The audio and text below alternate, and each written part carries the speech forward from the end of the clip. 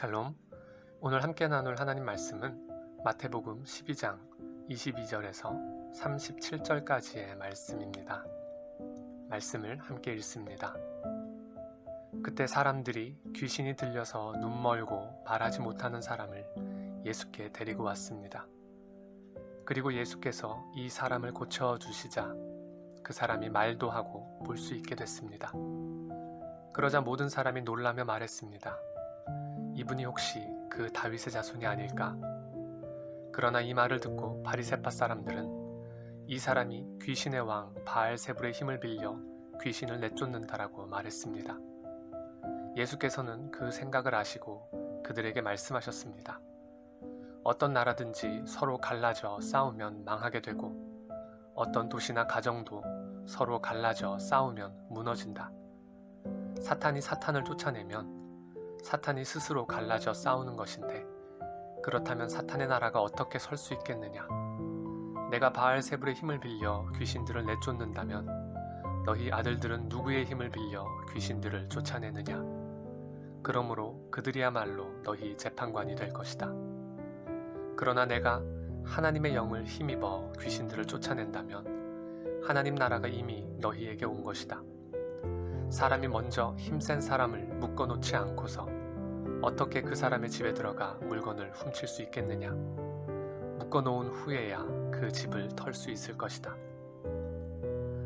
나와 함께 하지 않는 사람은 나를 반대하는 사람이고 나와 함께 모으지 않는 사람은 흩어버리는 사람이다. 그러므로 내가 너희에게 말한다. 사람의 모든 죄와 신성 모독하는 말은 용서받겠지만 성령을 모독하는 것은 용서받지 못할 것이다.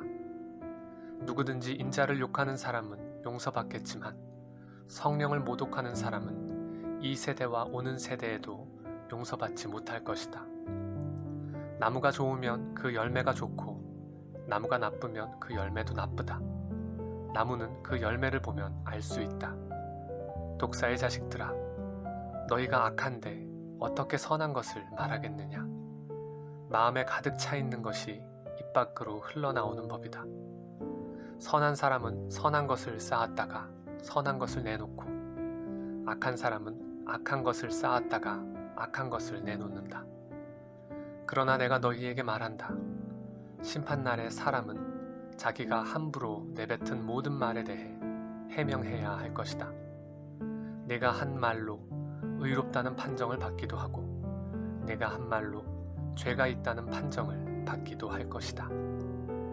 아멘. 사람들이 귀신 들려 눈 멀고 말 못하는 사람을 예수님 앞에 데려왔습니다. 예수님은 귀신을 내쫓으시고 또한 고쳐주셨습니다.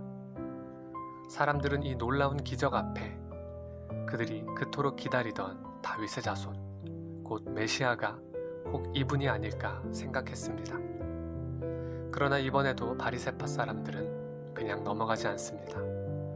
예수님께서 성령으로 행하신 기적을 귀신의 왕 바알세불의 힘을 빌려 귀신을 내쫓는다고 폄하했습니다. 예수님은 그들의 생각을 아시고 말씀하셨습니다.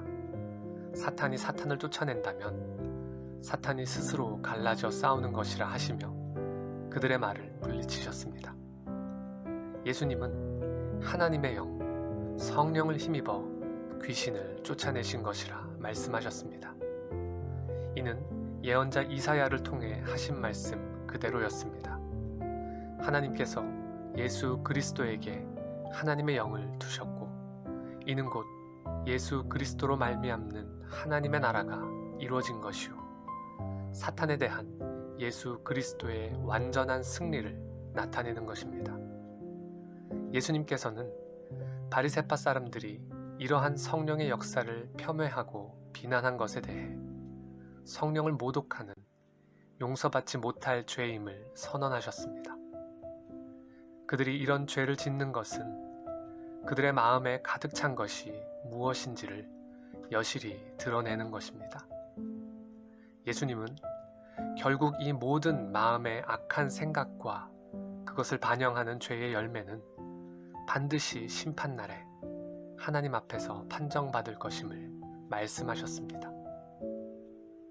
하나님께서 말씀하시고 또한 말씀하신 것을 이루신 최고의 절정은 바로 예수 그리스도입니다.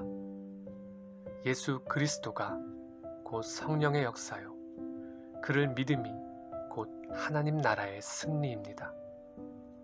하나님께서 우리에게 보이신 이 놀라운 성령의 역사와 승리의 약속을 마음에 품고 하나님이 기뻐하시는 선한 말의 열매, 행함의 열매를 맺는 모두가 되기를 축복합니다.